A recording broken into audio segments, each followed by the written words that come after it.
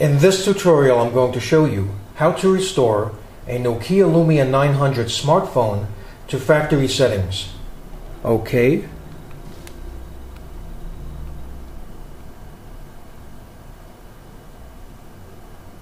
Go to Settings,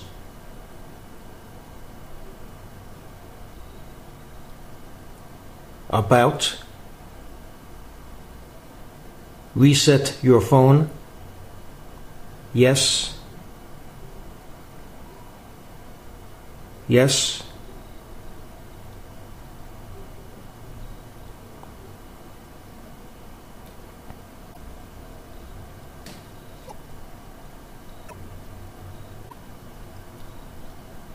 and there you go. The phone has been restored to factory settings. So I hope you found this video useful. If you have, please show your support for this channel by subscribing. Feel free to leave comments. Please like up the video, and thank you for tuning in.